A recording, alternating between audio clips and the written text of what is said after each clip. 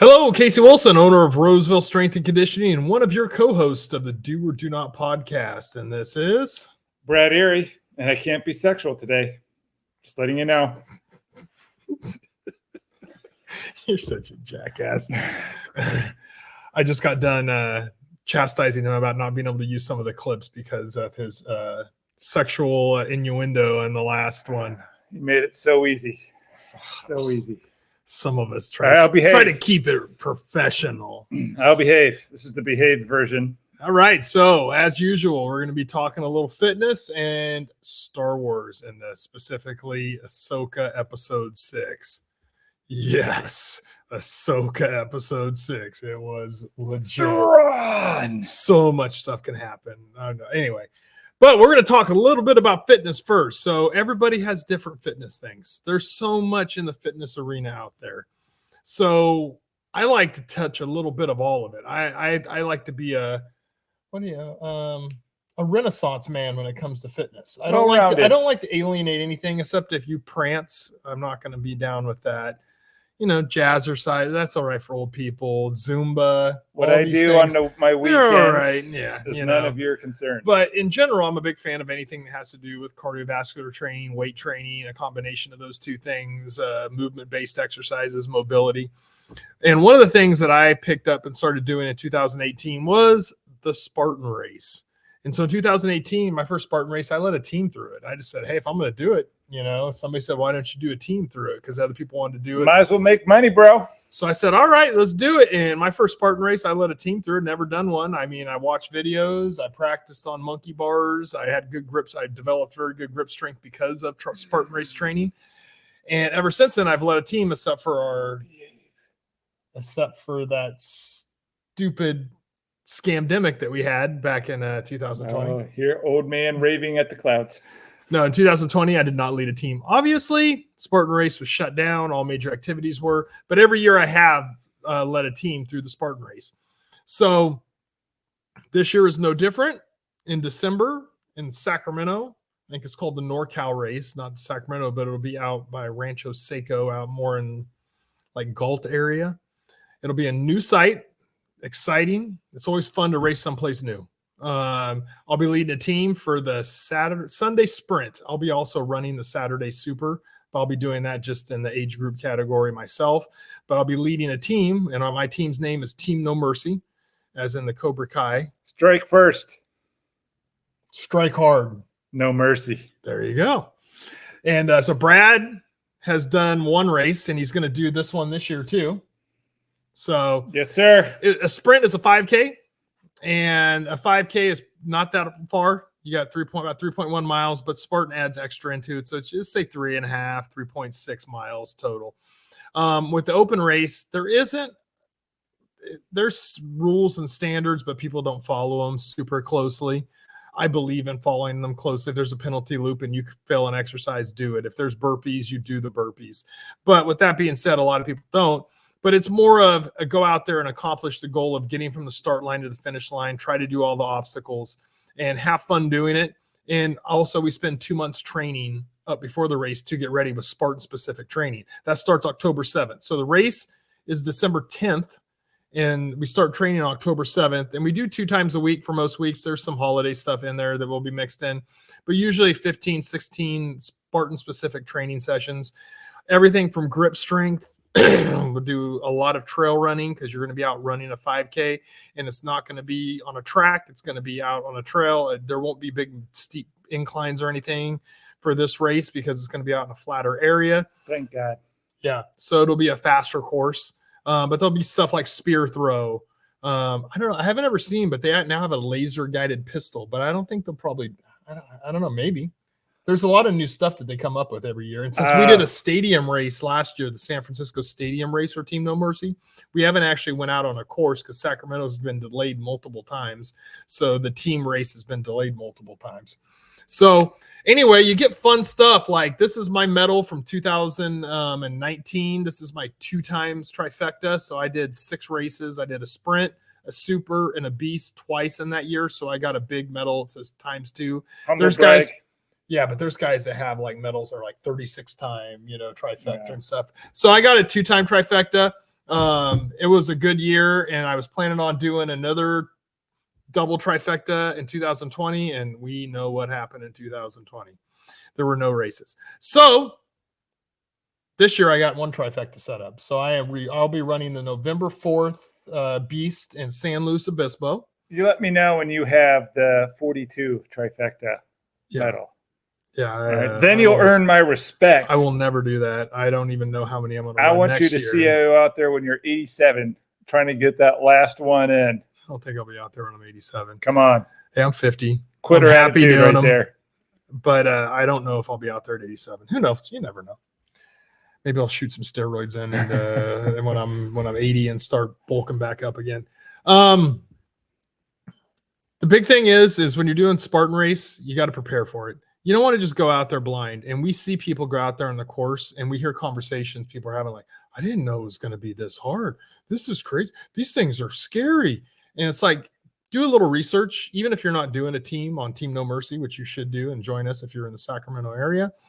But even if you're not doing that, you got to prepare for it. So you got a 5K, so you know the distance. There's usually, I think, a Spartan and a sprint has 23 obstacles. At least it used to be. They vary every year. It seems like we're making adjustments. But let's say 23 to 25 obstacles. Let's say 18. Who knows? But there's obstacles. And there's stuff like monkey bars, the multi-rig, Olympus, the dunk wall.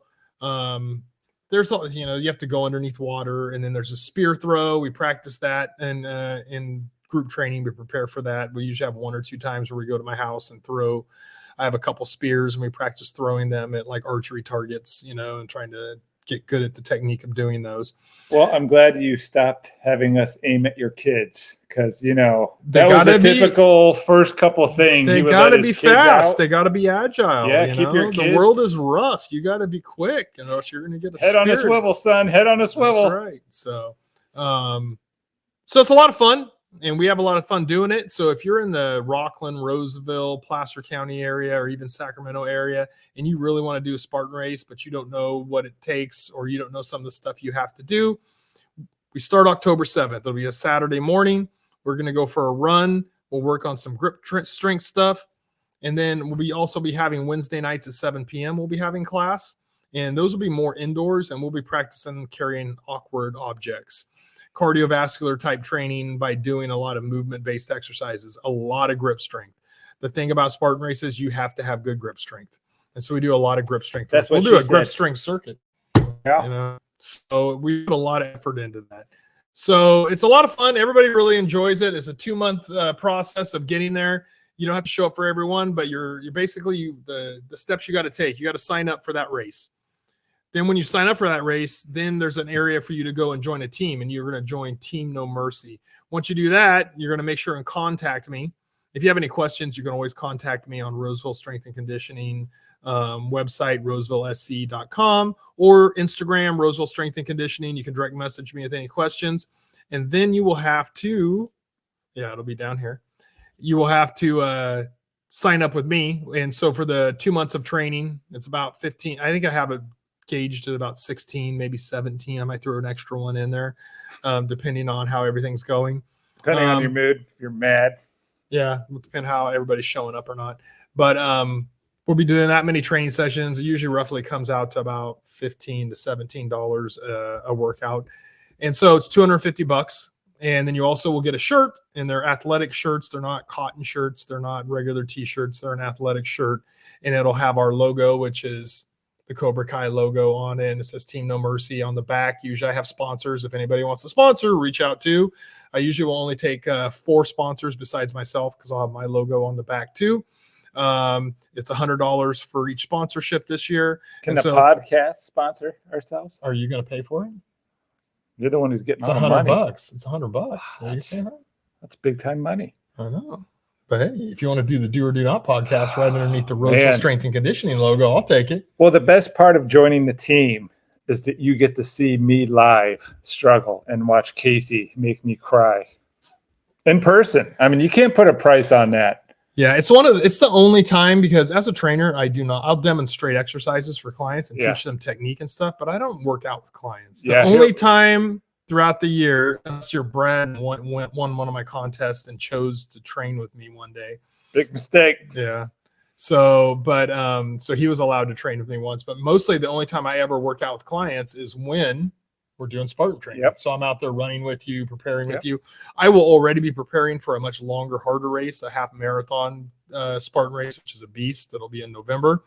So I'll be putting a lot of miles in already this weekend, putting in 6 miles up in Training Hill area. There we go.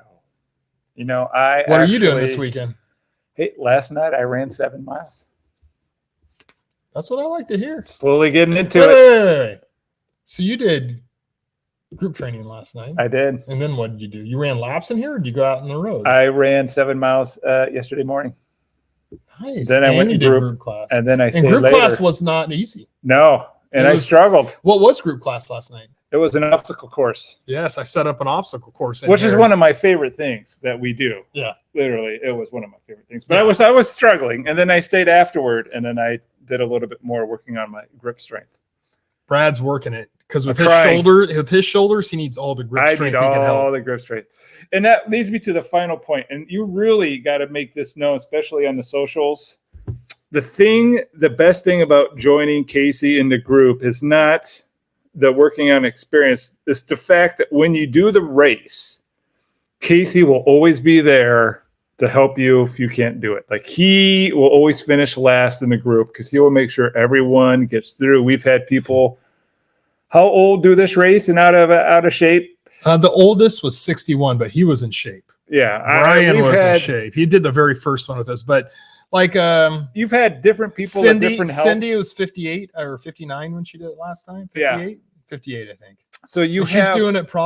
She's probably going to do it again. She's done 2 of them. She's probably going to do. She's 58 and 59. So when she was 58, 59. The point is that the group that we go with is all different levels of health and mobility and fitness levels. And Casey will make sure that even the lowest of us all gets over and finishes as many obstacles he can. The year that I did it, you literally pushed my butt over the 7-foot incline wall. It wasn't a pleasant experience, but it was my job as team leader to make sure that Brad finished. Yes. One of the perks of doing the race is knowing, like, oh my God, what if I can't do this obstacle? Well, you will, because Casey and the rest of the team will be there to help you. That's why we're a team. So we will get you over every obstacle, and you will finish the race, and Casey won't finish before you. He will make sure that everyone survives and gets over. And that is the best reason to do a group than do it by yourself, is that you just have this team that's ready to help you getting over stuff. Because there's some things that it's really hard to do unless you are really strong just to do by yourself. You're going to need some help on some things. Me was trying to pull myself over that 7-foot incline wall. That was just not going to happen. The inverted wall. Yeah, the inverted wall. So that's where I just wanted to throw that's where I had to place my hands on Brad's ass, and I was not super excited about it. Top 3 moment of my life. Just going to throw that out there right there. Jesus. I did feel like he gave a little extra pinch at the end. No, I did not. All right, I quickly removed my hands as fast as I could. But you helped like 3 other people who were not on team members. Like, you were throwing up some ladies up there, over there. You know what? That's the great thing about Spartan races. Yeah. It's a community out there. It's like people are very nice. I don't need any help over everything, but like, I've helped a bunch of people. The first year we ever did it, Craig and I we both put our knee down to help our team members over. And then there's a line of people behind, like all of a sudden people just kept, like 7 or 8 people are using our legs to jump over, and not all of them were small, you know? And then finally I was like, all right, we got to go with our team. You know, like we helped like 16, 17 people over, you know, that day. So Craig did the first couple of them, and he was in his 50s. He was in his mid 50s. He's a machine. It is really fun to do. It looks way more intimidating than it really is. And then when you're done, it's just like, I was hugging people I didn't know. People were hugging me. Everyone's congratulating themselves. I mean, it was a total blast. Yeah. So don't let the name Spartan Race scare you out of doing one anywhere, because it is definitely a community. It's fun. It's hard, but it's fun. And like you said, I'm there with the slowest people. I don't I stay with the slowest. I'm not up with the fast speed. We always have rabbits that are up ahead.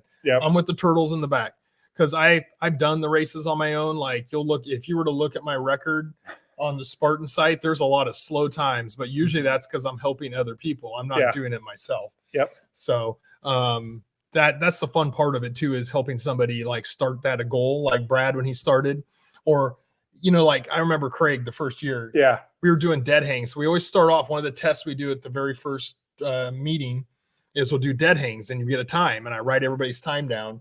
And then at the end, we'll do dead hangs on the last training session, or second to last one. We'll do dead hangs again and time it again and see that difference. Craig, the very first time, was able to hold himself up for 3 seconds. Yeah. At the end, he did it for 1 minute and 11 seconds. If I remember right off the top of my head, it was like a ridiculous improvement. And a lot of other people like went from doing it in under 30 seconds to doing it in well over 1 minute to 1.5 minutes. Yeah. I'm going to call out Sarah, and then I'm going to tag her in your Instagram post. We mentioned her by name as like the total beast of, I was there for her first Spartan, and now she's just like this cyborg. I wouldn't want to mess with her in an alley. Like, she would probably just take me out. Yeah. She would take you out. Definitely. I remember she could barely hang on. She's much too nice to do that, well, but she could, if she physically wanted to, she could probably crush her soul. I think so. Yeah. So, God bless her husband. That's who, her husband's awesome too. He doesn't run the races, but he goes and supports her and watches. It's more than what my wife does. Yeah. Going on tomorrow. Hurtful. She'll be on. We're doing the 6 mile run tomorrow. Yeah. See, you know what I'll be doing? Not doing that. I know. But you did a 7 mile run the other day, and you did group class. And I'll be back tonight. Hey, good for you. I'm doing 7 mile runs every other day. Hey, you're going to be there then. You're going to be leading the pack when we're out there running these trail runs. My run is nice. It's a nice, slow, like 11.5 mile pace. Yeah. You got to work on built for speed. Maybe start working on a faster 5 Yeah, I'll start going real speed, but no, it's just a nice little space. But anyway, Spartan race coming up October 7th. Starts training. We'll be starting at 8 a.m. on a Saturday morning, October 7th. The races are December 10th. And it'll be, we don't know the time, a specific time. It'll be in the morning of December 10th. I already registered the team. So some of it gets placed for the week, about a week before you find out, sometimes 2 weeks before you find out what your heat time is. And that's what time you'll take off. And so you got to get out there early. You get all warmed up, and then we all leave at the same time. And some people will head out in advance. And some of us will be a little slower. And so we'll be back towards the back, and we'll just be getting everybody through that race. And it's a lot of fun. At the end of the day, we all get our medals, take pictures, do all this kind of fun stuff. And then you have a memory to hold on to, and you'll have a medal. Not a bigger one like this. You got to earn these a little bit more. But you will get a medal that'll be red, and it'll be every year. They have different medals. Or you can earn this medal like this that I got. Yeah. For my trifecta. Yep. Except it says, you can't see it really fast, but it says 7 times. Yeah. So put it out there. So it'll be a lot of fun. Now we're going to get into AHSOKA. Finally get done with this dumb, boring, healthy stuff. I know, talking about fitness and running and Spartan races and all this crap. Yes. Oh my gosh. AHSOKA episode 6 to talk about. Far, far away. All right. So your prediction and your fear was it's over. No. What was your fear? My fear was that they were going to wait to the final 2 seconds of the episode 8, and you'll just see one quick turn of Thrawn, and they'd be like, whoop, see you next year. And then I would have to throw nothing through my TV. I talk big, but I would have been very disappointed, and I probably would have cried. But we saw him.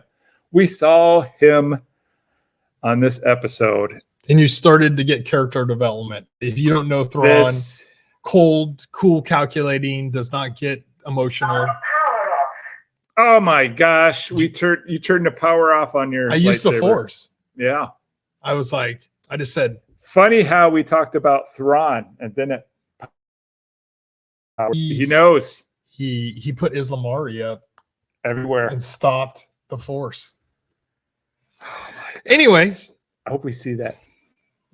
He does not have any Islamari because he's in another galaxy. Maybe there's something like that in the galaxy. But that could be part of his plan when he goes, because if they follow the Heir to the Empire script, once they get back to the galaxy, who knows? All right, do you want to do a brief recap of what's going on? Okay. So episode 6, my Best so thoughts far? and feelings about it. It started off with Hu Yang doing a little in a galaxy far, far away, talking about histories. Yeah. You know what? Here's what's interesting as a Star Wars. I've read books and those type of things. Yeah. So they didn't really talk about this type of scenario. This is kind of new ground. Now they talked about the Yugazong Vong coming from outside galaxy. Yeah. And there's the outbound flight where they were going out and trying to go out past our galaxy and go somewhere else. But there was never this thing that there was wormholes and purgles and there's this planet Peridia, you know, and that's where the Dathomiri witches came from. And they were the first. There was none of that in the books. Yeah. And then I mean, I can't remember. This is the first time that I remember any of it. Now, obviously the Yugazong Vong / Grisk came from an outside galaxy. Obviously. But that wasn't really discussed through any hyperspace. If I remember right, I have to go back and read those. And I think if they show up, we'll have to go back and read those books. But if I remember right from long ago, they don't really discuss how they got here, just that they came from an outside galaxy. Yeah. They don't say that they're extra galaxy wide, but they didn't say they went through a wormhole or rode space whales or whatever, you know? So I think this is all new. Yeah. This is all new canon stuff that was not involved in the legends. So we feel like we're on equal footings that we both know. I never heard of Peridia in any books. I could be wrong because I have not read every single book, you know, so maybe there is. But I'll have to shout out my friend Wikipedia. So, but in my mind, I do not remember any of this happening in any of the books, although some of the books, it's been 20, 25 years since I've read some of them. But with that being said, it's really cool. Yeah. And so, and I'll say this also, one of my favorite characters, and we've said this before, is Hu Yang. He's he's like 25,000 years old. 25,000 years old. He was around a few years after the Jedi Order first formed. Yep. And he's an architect droid, and he basically helps Jedis make their lightsabers. In his wealth of knowledge, so he apparently has not had his memory wiped or anything because he remembers all this stuff, right? And then David Tennant voices his voice. That's just the extra. Holy crap. He is one of my favorites. I love Thrawn, Sabine. Now we have new characters. And, you know, we have Ezra back in the fold too, which we'll get to. But I like that character. Yeah. That is a good character. It's my favorite droid besides C-3PO. They need that droid. Well, they got Chopper too. So I love Chopper. They need that droid to like bridge some of these shows. So like, oh, this show took place like 10,000 years ago. That's what I'm thinking they're going to do. He could be right there. That's honestly what I'm thinking they're going to do. I remember watching the Clone Wars one where he was in it when he was helping the young Jedi. Yeah. You watch the Clone Wars? I did not watch the Clone Wars. You said like you did. And I was like, wait a second. But I know he was on it because I read the Wikipedia. Oh yeah. So he basically is helping younglings, and then what happens is they go on this planet. He has his arms ripped off. He's on this planet with spoilers younglings they go to do, and they get kind of abducted by space pirates, or there's like a battle in space and blah blah blah. Yeah, they get attacked. Hondo is the guy who attacks them, but then General Grievous comes to the planet, and there's all this stuff. That happens, we know, right? You know everything. And Ahsoka Tano is there with them. So, but that's where you really kind of get introduced to Hu Yang. Yeah, I remember that episode is the first one I remembered. You know, really, and then you also see him he's in Rebels too, right? Yeah. So, but I remember him from the Clone Wars, from those episodes before Rebels, and I was like, oh yeah. So my favorite character that is unknown to us so far. I know yours is Enoch already, Captain Enoch. So he hasn't done anything, and you're like, he's one of my favorites. Look at his mask. He is the coolest looking guy. He could be a total douche. He makes whatever Captain Plasma look lame. Oh, well, I bet you he will make her look lame. She was not good. Phasma. Because she was part of what? I don't even know. First Order. The crap sequel trilogies. Oh, I see where you're leading me. Yeah. I was trying to lead you, but you didn't take the bait. I didn't take. You didn't want to get me on a Kathleen Kennedy. I know. I'm like, we got to hurry up and get through Ahsoka. There's so much to talk about. All right, so starts off great. You get there. There's the Dathomiri witches there. Yes. That are exiled too. Yep. And they've been sending these messages. And those witches look to badass. They look scary. They look like Dathomiri witches. Like when you watch Clone Wars and you read the books, that's what they look like. They were sweet. Yeah, they have a whole different attachment or connection with the Force than Yep. Sith and Jedi and stuff. But Jedi always seem to beat them, and so do the Sith. But they use spells and stuff like Yeah. that. Ventress in Clone Wars was Dathomiri witch. She was from that planet. Darth Maul, he was male Dathomiri. So if you don't know that much about Star Wars and you're just watching Ahsoka because we're sitting there raving about it, or it's on Disney Plus and you go, "What is this with Rosario Dawson?" There's a long history. They're Force users. They're just not like Jedi or Sith. So that whole thing starts off great. You got Sabine Wren, who basically Ahsoka's kind of like, she kind of betrayed us, but then Hu Yang's going, well, maybe that's what was supposed to happen. Yeah, you know? And so blah, we blah, get blah. Ezra. And so we get into it, and then the Chimera shows up. Oh, And it is, I forget what it's called, but like all the Dark Troopers, as they're calling them. they're night troopers. Thank you. Night Troopers, that they're called. All right, the Night Troopers, and then the Chimera all have this, like, it's been damaged due to the space whales and whatever, the hyperspace, who knows what damaged it, but it's been replaced with a lot of like gold, just like the red was in the mask of Kylo Ren in the crappy sequel trilogies. So it's a Japanese technique. I don't remember what it's called, but they like fill in like breaks and gaps with like a precious metal like type thing. So they have a bunch of that on the ship and on the Night Troopers. And I just want to say, I hope to God we have a fill-in season of what they were doing to bust them all up like that. Because those Night Troopers and the Chimera look like they've been through some shit. I mean, it looked like they had some rough times. And like this the Stormtrooper. This comes into a little bit to when we get to the end of I the hope. episode, what we think is going to happen in the next episode or two. I hope, because it really looks like the Stormtroopers and the Chimera were all just beaten and battered, and they're all holding it together by threads. It looked like they were all just surviving on grit. It was awesome. And then when you see Captain Enoch, I was like, okay, he is the coolest looking Night Trooper ever. And I wasn't that impressed. I was. I like the name by one of my favorite actors. You know what the Book of Enoch is? Isn't like that? It's like the human who was closest to Christ or God. Like, yeah. And then he actually got up to heaven as a human. So back before the Reformation. See, I kind of know. Back before the Reformation and the Christian Church happened, there was a Book of Enoch in the Bible, and then they exited it out because, we don't need no God Enoch. spoke to them, and they needed to get rid of all this other stuff that wasn't helping them control the population. So, they got rid of the Book of Enoch with some other things, including I wish I would have known that name reincarnation and stuff like that. Because I would have named my firstborn son Captain Enoch Erie. Hey, but I'm sorry, go ahead. Enoch's a cool name. I knew a guy named Enoch. I would have done it. I have known a human being named Enoch. The only one. He was the only one I ever met, but I know that there are some other people named Enoch out there. All right, so he has a hard-on for Enoch. I don't know why. We haven't seen him do anything but like escort Sabine around.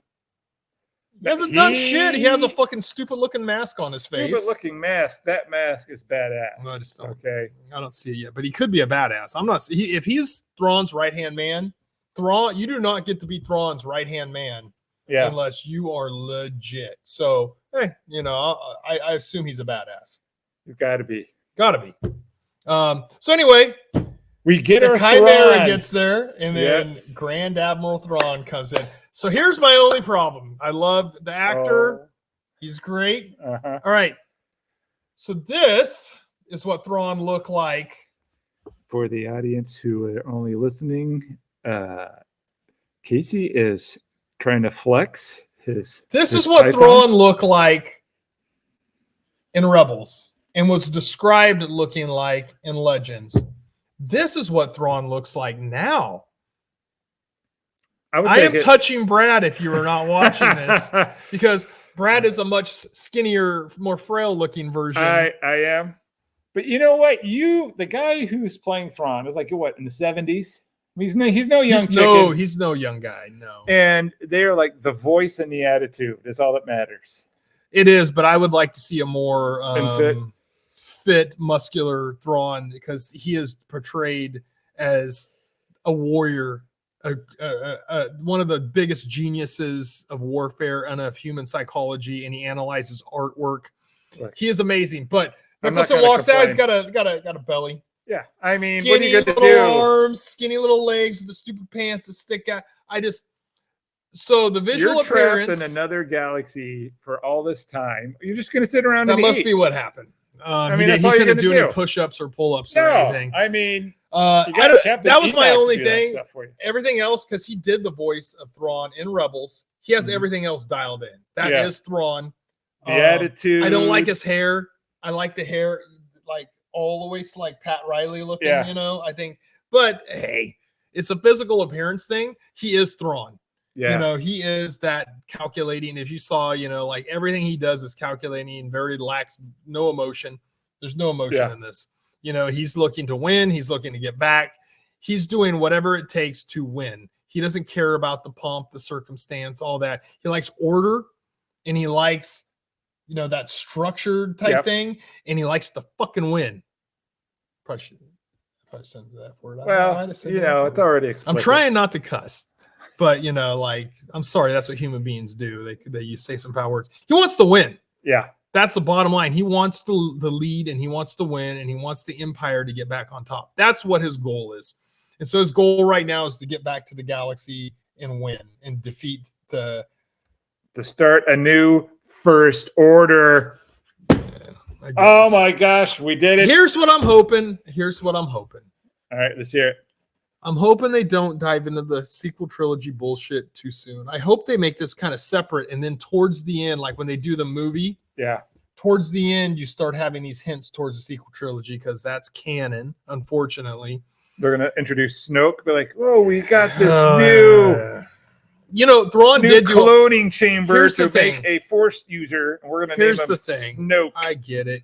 You know, there's people that like the sequel trilogy. I'm just going to acknowledge that it's out there, and even though it's a piece of crap, I will acknowledge that they're going to have to transition from this into that. Yeah. I just hope I hope they go through the whole freaking movie. I hope maybe they go, you know what? Ahsoka did so well. Like I said last episode, we're going to do season 2, and then we're going to do the movie. Yeah, we definitely. That's what I would like to have happen. Or Mandalorian season 4 is a lot like Ahsoka. It's like they're all connected, right? Yeah. They're not like going to go, oh, there's no Mandalorian and no Luke Skywalker, only Ahsoka in the movie coming up. It's going to be to kind of wrap the whole Mandalorian, Ahsoka, this whole thing. I'm hoping that if everything's going so well, maybe they'll make 2 movies. Maybe they'll make 3 movies. And then we don't get the First Order and the Palpatine clones and the Snoke bullshit.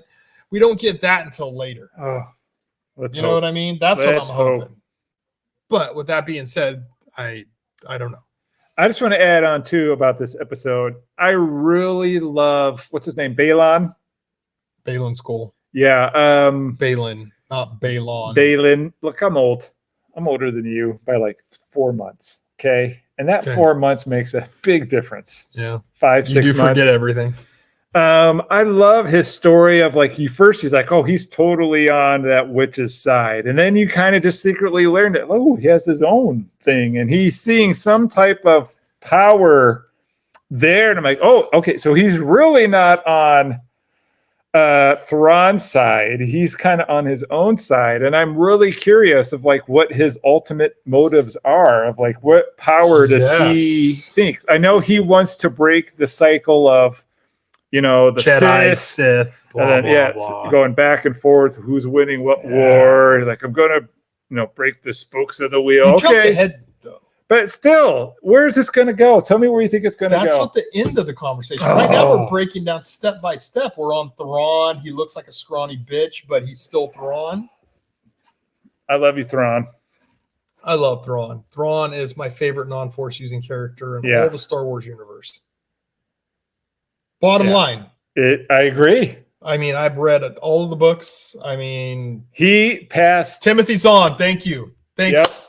You could tell you could tell Timothy Zahn. You didn't clap for Timothy Zahn. Well, because I'm trying to say. No. Stop. All right. He does deserve it. He does deserve it. Timothy Zahn. I was just going to say, genius. I am so happy that he's in this writing room for Ahsoka. And he was probably doing all of Thrawn's Him and Dave Filoni are probably sitting there. Yeah, And acting it out. They're across the table and there's, oh yeah. Oh, Yep. oh, what a great idea. I didn't even think of, oh, no wonder I have you. And then George Lucas sitting over there going, This is what I want. maybe do this just a little tweak here. Like, oh, makes it better. I would love to see. That's how I envision what's going on in this room. I would love to see. Wait. Here, you got to listen to my vision. All right, so in their room, they're doing that. And you know who's outside looking through the window at the door? In the rain. In the rain. Kathleen Kennedy. With gonorrhea and syphilis. Just she had one of her toes rot off because she had her toes rot off because of frostbite. She's out in the rain going, let me in, guys. I have a lot to offer. And then nobody pays attention to her because she is horrible. They turn down the shades. Oh, that's a good. She's like, no. They're just like. I just imagine a writing table. There's a tombstone. Yeah. The next episode. I imagine a writing room where, like, you know, Timothy's there's no writing room right now. We're not saying. Yeah. Well, this was pre-strike. Solidarity with the writers. Pre-strike writing room where, like, Timothy Zahn just walks in. He's already painted himself blue, you know, and he put in red contacts. And he's like, I'm just Thrawn. Don't act. My name is not Zahn. It's Thrawn. Please refer me. And then Filoni has a lightsaber. And he's like, today I'm, you know, I belong. Oh, let's do it. And then they just talk to each other. And then they have some other little guy writing notes of the scenes that they're acting out. You're making artistic genius into like goofy, like cartoon shit. I would totally. They're so into the characters. Like actual creative men and women. I'm sure there's some women in the writing room there too. Not Kathleen Kennedy, but there's some people in there. Whoever's in there is in there, and they're taking this shit seriously. Yeah. Because they know all of us are out here watching this and watching what's happening and loving what's happening in Ahsoka. That is a general theme. I don't hear a lot of like negative talk. You hear a few things here and there. There's people like me going, Thrawn looks like a pussy. But, you know. He would still take you because he'd be like, I see by your shoelaces you have a bad eardrum. And then you're going to trip over that slight edge right there, and I will kick you in your skull when you trip. Yeah. I have it all timed out perfectly. I could have muscles, but then that would be too easy. Yeah. Anyway, I'm so smart. But there's people that have little critiques here and there, but I think in general, most people are the people over the moon. Yeah, the people who I know, well, I don't know, but that I've read that critiqued have never watched Rebels or have never got into the backstory of all of this. And they're just like, I don't know what's going on. I don't know who's going where or what. Love the sequel trilogy because they don't know shit. And if they did that, I'm just going to have to. Why are you screwing stuff up? Just, you know.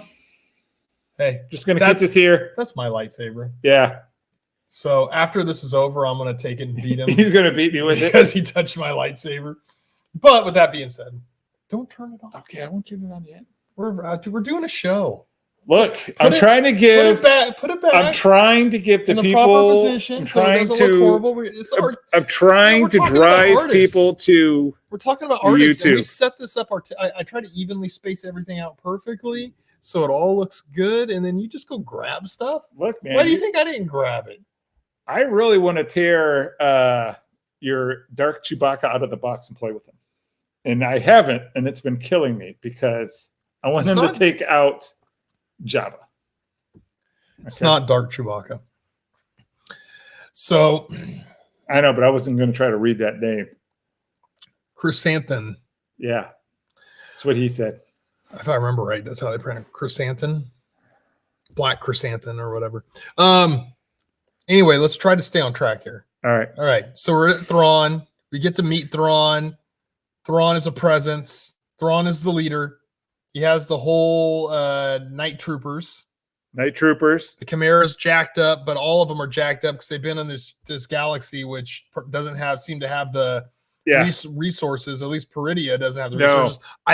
The way they showed the engines on the back, I think it's functioning just on planetary. Yeah. That's why they have that big ring. Remember what I said before? Yeah. It's going to be like the Jedi fighter rings, and they're going to bring a big ship in. Well, I didn't think about it. That was stupid. That's how they're going to get the Chimera back. That's how they're going to get the Chimera back. They have to use that to jump it back. Yep. So they are limited on what they're limited to Peridia. Yeah. So I don't know. It's a rough planet. I don't want to jump forward yet. All right. So anyway, Captain Enoch told Ren when she left, like, this planet is brutal, you know, Yes. and so that's why I want a backstory of how the Thrawn and the Chimera, like, how did they handle this new brutal world? how brutal get can it beat be up. when you have little turtle creatures? All right, we didn't get to that yet because I have a whole No. rant. No, but yeah, it's a rustic looking planet. Yeah. Let's say. It is Gray, gloomy. a lot of rocks and desert looking and some Yeah. rocky mountains. It's not a pretty place. So we get down to Sabrine Wren. Basically, Thrawn lets her loose. Yeah. And he wants her to find Ezra. He doesn't know if Ezra's alive or not, but he goes, if he is alive, I want her to lead us. She's gonna find him. And then she sends Balin Skull and His Paragon. his apprentice. Oh, Yeah. damn, what's her name? I'm drawing a blank right now. Hot Anyway. Blondie. Yeah, hot blondie. Cool braid. Padawan braid. All right. Anyway, We should have named this podcast Two Old People. Yeah. Thrawn. Well, I remember like 99% You of do. stuff. You remember 9% of stuff. So That's right, Clark. So he sends Balin Skull and his apprentice out to kill them both once she finds them. So they're following. So, now we're into Sabine Wren's on a howler. Yeah. That's what those are called. They go out, they find that there's a little relationship developing between her and the howler. They they get she becomes very attached. Good boy. He's a good boy. He's a good boy. Yeah. So I want her to scratch his belly, and stuff. I'll take one I'd take one for a pet. Yeah, ugly as hell, but I mean, very loyal. And, but so am I. We would go good together. But anyway. So anyway, Sabrine Wren goes out to find Ezra. Long story short, find some turtles. The turtles are basically living with Ezra. They go, skip forward the turtles. Yeah, so the turtles go back to their base of operations, which moves quite rapidly and often, I guess. Sabine gets there. She's looking around, walking around, looking, and then Ezra does the whole, "Hey, how you doing, baby?" type thing to her. Space They're friends. They care. Yeah, Space Moses. They hug. They're friends. I would have been excited if they kissed, and then they walked into one of the rooms, the little things. And it's like, we need to borrow a big shell. Yeah. Because look, those two are the same. They do have a connection. Similar age. She's a little older. She's a little bit of a cougar, I think, over him. But he's grown a lot, has a beard, looks great, looks like Space Jesus. And they are friends, and they hug, and they reconnect, and blah blah blah. And I'm just sitting there going, I want more. What's Ezra been doing? Why has he been out there? Has he been practicing using his force abilities? He didn't have a lightsaber. And Ezra's like, "Hey, when are we going home? Can't wait to go home. Are we going to go home now? Like, what kind of shit did you bring to go home?" So basically, what's going to happen? I mean, Balin Skull and his apprentice are going to get there, and what's going to happen? But Ahsoka's on the way too, and then they're going to try to stop Ahsoka because the Night Witches felt her coming, and they're like, "Oh, well, we're going to greet her, and we're going to give her the big kick in the ass." Who knows what's going to happen? It's interesting. So this is my fear. Like, this was going to be the last episode, and it was just going to leave me totally hanging. Just wait 5 years for the movie. You know what? At least we got 2 more episodes. I don't think we're going to have to wait 5 years. I think we'll probably have to wait 3 years. Oh, first, they got to end the writer strike. It sounds like they're actually getting close. Let's hope. And then they got to start the movies. That's a good 3.5 years. Yeah. So, and what Filoni and Favreau are back behind the scenes, and probably Timothy Zahn's at home. He's not writing, but he's got a lot of good ideas that he may have put on paper on his phone. Yeah. I think that it'll crank up, especially when you look at the first episode of Ahsoka, and I haven't seen any other numbers since then, but there was 14 million views in the first week. So you look at some of these crap movies like Little Mermaid and stuff, getting 1 million views or whatever, in the first, nobody gives. Everybody loves Ahsoka. Kathleen Kennedy, fire her. The Thrawn numbers. Fire her. Get a new chief in who's friendly. That basically he kneels before Dave Filoni. Yes. And will do whatever he wants because Dave Filoni is the genius. and George Lucas, John Favreau, they're the ones running the show. Basically, you need to bring somebody in to be the head of Lucasfilms who does not want creative control, who does not want to put their vision on it, but wants to help them put their vision out. Once they do that, the studio is going to blow up. Yeah. But with that being said, now let's get down to Balin Skull talking about this power that's there. Oh, and on Peridia, maybe in that galaxy. Yeah. We don't know. Like what power What is the power witches? is he talking about? Yeah, maybe he's going It's not for the witches. Well, he could tap into the force the way they are. Have you imagined? No, I don't think it's that. You it's can't something be external. It's something else. Because I was thinking, like, what would happen if a Jedi used witchcraft and did the fourth of both? Well, I don't think Jedis use witchcraft, but the Sith use witchcraft. They don't call it alchemy. Okay, well, so they're like chemists, or they're like they weave spells, kind of like how the Dathomir. Yeah, there was, if you go back to the Sith, there was masters that would do crazy stuff. They would do spells that sucked all the life out of a planet and took all the power of that. You're planet. right. So the Sith do, but the Jedi You're blowing up my plan. So I am so sad that Ray Stevenson died, because we would have no more Balon. He is so good. He is. He is so understated but so powerful. Yep. So, but with that being said, we're trying to figure. If you're trying to think about what are options for this power, what is this power of Balin Skull that's going to stop the Jedi and the Sith and from this cycle happening? An external force from an external galaxy. I'm saying the Dark Fleet. That's what I'm going to hope. That's a Katana fleet. That's in the other galaxy. It doesn't matter. It's not in this galaxy. It's not canon. It's not canon. Serious. Open your mind. What's in this galaxy that possibly could? I don't know. Stop Jedi and Sith from having power. Oh, the things that we talked about, those little wormy worms. Wormy worms? Yeah. What do you call those things? Wormy worms? Yeah. You know what I'm talking about. He knows what I'm talking about. I do not know about worms. From Heir to the Empire, what are those creatures called? Oh, Islamari. No, that's not it. That's in the other galaxy. You're the wrong galaxy, man. Look, I don't know. Okay. They came to this galaxy, Peridia. We haven't seen any of the rest of the galaxy, right? I would love to see I would love that the galaxy they came into is the Alpha Quadrant of Star Trek. Man, I'm trying. Can you imagine that they're like, I feel this power, and it's really ever try to have an intellectual conversation with someone who doesn't have the intellect? Can you have the conversation? You know what? Good Lord. Good Lord. Tell me about this power. It ain't from the Alpha Quadrant, and it ain't an Islamari. Tell me. What power could be there? I don't know. The Death Star. The Death Star cannot be there. For those who are just listening at home, I am holding Vader's lightsaber. No, that's Balin Skull. It's orange. It's not red. Yeah. I'm sorry. I'll turn it off. That doesn't turn it. Just put it back. You have Sorry. to hold it for like 10 seconds. Sorry. It's okay. That is my new lightsaber that I bought at Art of Sabers. It is a dueling saber. It is very nice metal. It is. People go, oh, what color is the blade? I'm like, it's a lot of colors. That was Balin Skull's orange color. You can do. They don't say it by the names because they don't have licensing. So it is Star Wars. Rainbow colored, and you are very into supporting the Pride community. I'm very proud of you. I'm all for the gay and lesbian community. So let's talk about what power is, because I honestly don't know. Like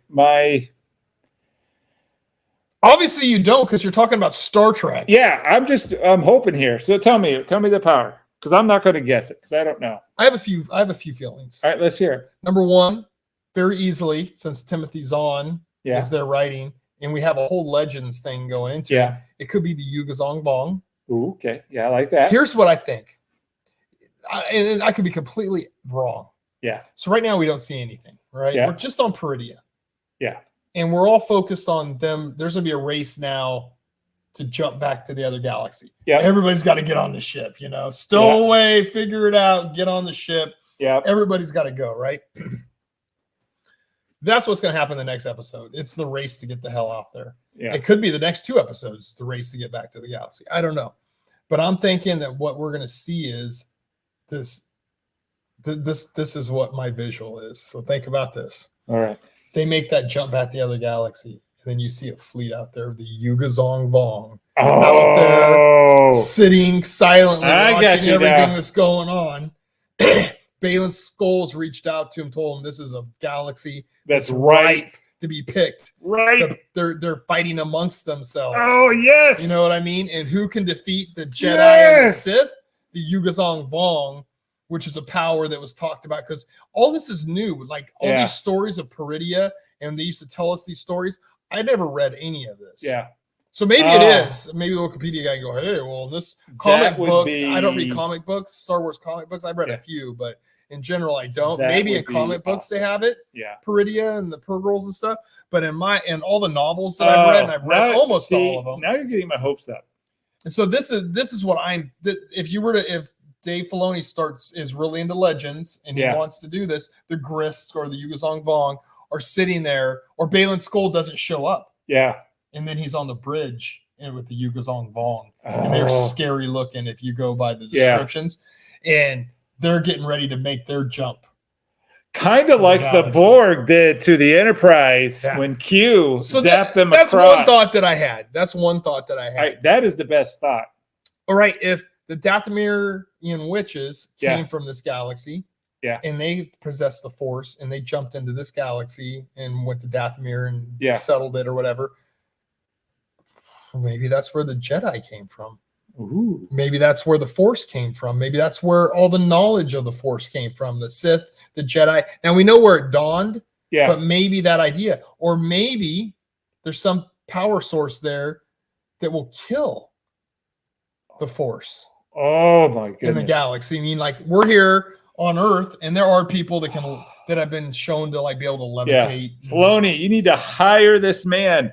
But there's something there that's a tool that will shut it off. There was something in in the High Republic, there's something that will stop the Force or kill the Force. There's some type of ancient being. I can't remember exactly. And her name is Kathleen Kennedy.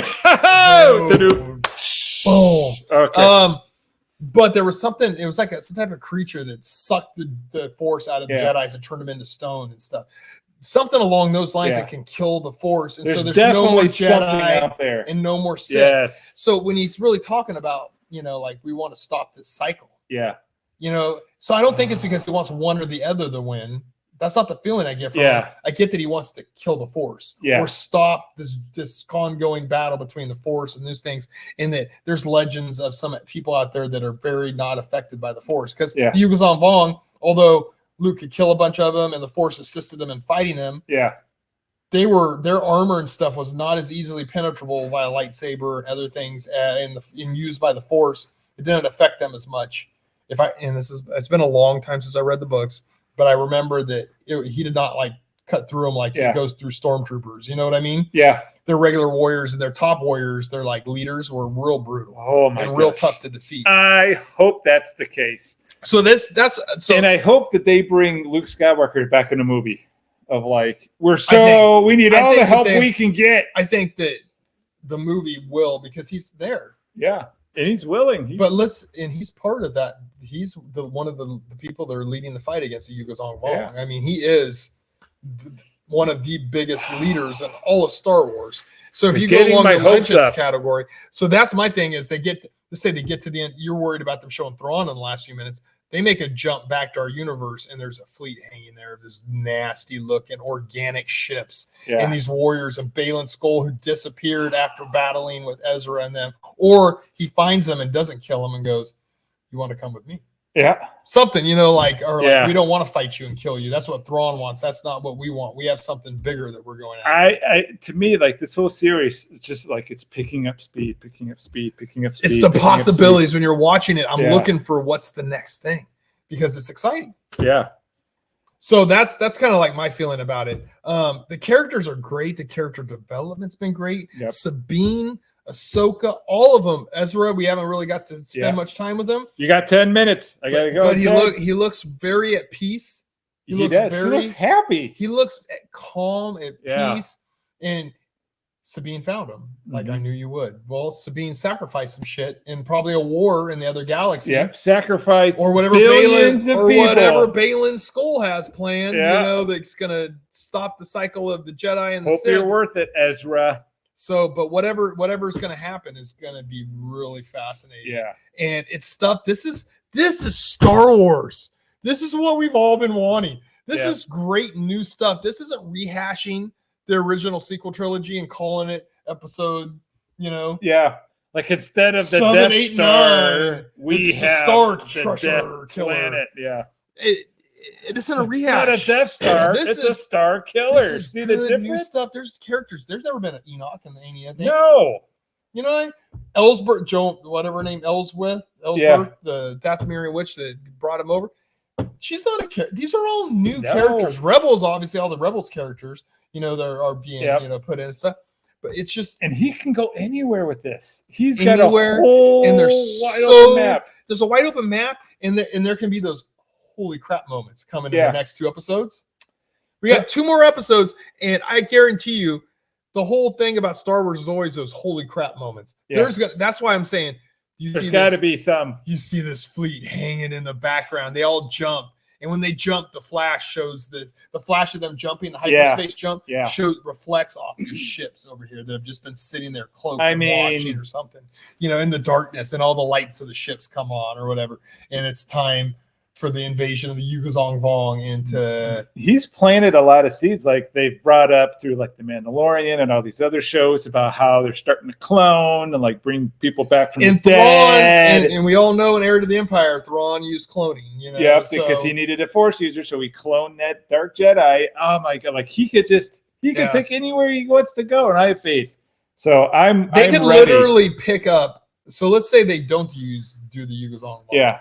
Let's say they go, there's some other power there Balin Skull wants to get. Let's just say they bring the Borg. There's no fucking Star Trek. Fucking Star Trek. All right. So let's say they do something else, something we don't really think about right now. Yeah. And then they go back, they could pick Heir to the Empire up right away. Like, they could do the movie, and let's say they don't do AHSOKA episode or season 2, which would suck. I think they should. But let's say they go to the movie. I agree. Let's say they jump 3 years into the future. Yeah. And Thrawn is now slowly starting to defeat because he's gotten the clones. Or let's say the movie starts off, he has the clones. Yeah. You know, he's gotten Mount Tomalus or whatever the mountain. He's got the Katana fleet.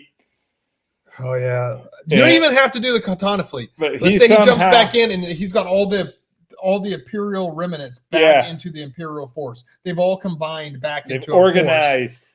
And he's got the clones, so now they have unlimited people, and they start building in their own shipyards. Yeah, maybe they do go down the Katana fleet, but you need more movies to go through that. Yeah. You can't just do one movie.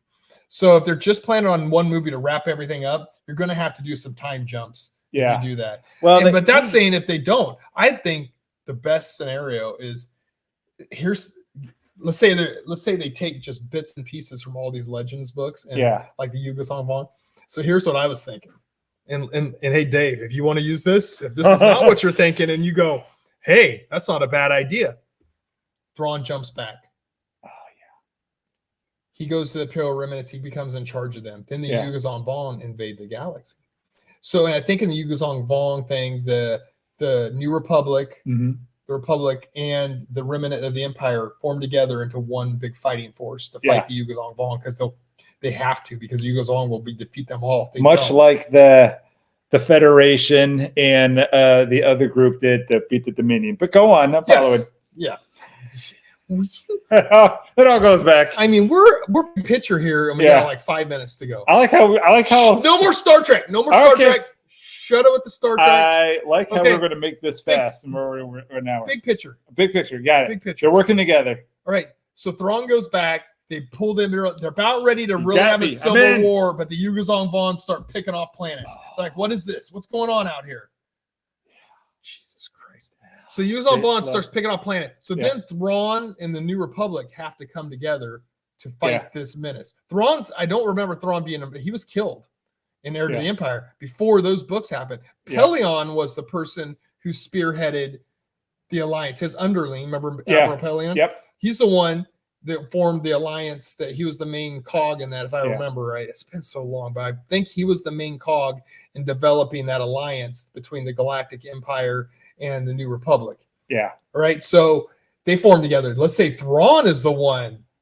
Oh, yes. But then Thrawn behind the scenes, he's going, we got to defeat these guys. Yeah. I'm putting he thinks so far ahead. Yeah. He's putting little people in places in the New Republic. Yeah. Little traps and stuff over there. Yeah, like he's waiting. And when they defeat the Yuuzhan Vong, then he's going to move in and take control of everything. But I mean, I don't like to think I'm racist, but I'm just always cautious about blue people with red eyes, man. Never trust him. Oh, do not trust him. Do not trust Thrawn. You know, like if he gives you his word, he follows through on it mostly. Yeah, you know, like no. If you remember, yeah, sometimes you better listen. You better listen to his words because he'll tell you certain words. Yeah, but he has different meaning behind it. He's like, well, you thought it was that. That's not what I thought. But anyway, he's a fairly honorable person. He is. He's very honorable. He's not like Darth Vader. Just can't trust him. Just killing people for the fuck of it. You know, because he's irritated by him. He only kills people out of calculation. Yeah. Out of they either fills a need or he's in his way, or they really failed him. Yeah, in a battle or something like that. You know, like they really failed. Yeah, and like or I think in the book he killed the supervisor of one of the guys because he didn't train him on how to do a scenario. Yeah. So he kills him, and that sets the example for everybody else because everybody on that bridge is like, oh shit. Yeah. You know, he killed the supervisor, not the guy that screwed up. And it's not like Vader who just like choking people, killing people recklessly, using the dark side of the Force. Thrawn does everything with calculation involved. He's so good. So with that being said, let's say that happens. What a scenario. Thrawn goes, helps the New Republic, Galactic Empire fight the Yuuzhan Vong and defeat them. You're going to get my hopes up, and it's going to be the turtle people. It's going to happen. It's going to. The power will be the turtle people. Like Balon's going to be like, oh, I was referring to those shells. Those turtle people. Yeah, all the Force energy. Maybe that's why Ezra's with them. Maybe that's why Ezra's with them. Give me the shell, and I'll be like, you son of. Balin's Skull walks up, and Ezra just goes and blows his head off. All the shells start to glow. I'd be like, doop. The Purrgils seem to come from there, maybe. Yeah, maybe. They go across the one galaxy, come back and die like salmon, are born in one area and they come back and spawn in another. All right, we only got a few minutes left. Let's get your final thoughts of what would you, out of the 1 to 5 kettlebells? 5. I give it 5.2. I'm going to go a little bit. It's just the best 5. Yeah, it was the best. I think it's the best of the season. I got my Thrawn. He was everything I wanted. I got Captain Enoch, who I didn't know I loved, but I do. Got Ezra, Night Troopers. We're about ready to have a Ahsoka Tano in this. We're gonna have Thrawn, witches, Ahsoka, Balon, Ezra, Ren, lightsaber off. I mean, it's all coming together. Space whales. I mean, Tuesday nights is like must see. I cannot. In 3 weeks, I'm going to be like really depressed on Tuesday nights. I do not. I'm going to be like, what in the hell do we not have 9, 10, 11, and 12 going for? Do not want to come to group on the Tuesday after the last thing because you're going to be like, everyone. You're going to want to because you're going to want the Burpapalooza. Everyone's going to burpee till you vomit because I'm mad. Anyway, RosevilleSC.com is the website. Check it out. It's a great website. There's videos on it. There's all the information about what I do. If you're interested in the Spartan race, there's even a tab for the Spartan race. You can message me directly on there. You can send me an email. It has my phone number on it where you could text me or call me. Also on Instagram and Facebook, Roseville Strength and Conditioning. You can direct message me on there. I this week have started cutting up videos. Finally. Because this guy was supposed to do it. Had a Facebook page, but has been disabled because Mr. Facebook over here. I redid it. I logged back in. But the Facebook is just not very helpful. So we need to focus on YouTube and Instagram and TikTok. You're doing TikTok and then Twitter or X. Yeah. So anyway, I started cutting up videos and putting them on the Instagram page. And then I'm going to put, there's a video short page that we're developed for YouTube. So watch out for those. Spread the word if you like what we're doing. We talk a lot of Star Wars on here, especially we got AHSOKA coming up. Okay. But we also talk a lot of fitness. We'll talk a lot of stuff on here. But mainly, we're going to talk Star Wars for the next couple weeks because Ahsoka 7, Ahsoka 8. So the next 2 weeks, a lot of Star Wars. And then we'll probably get into some other stuff. All right, we're out of here as he plays with my lightsaber.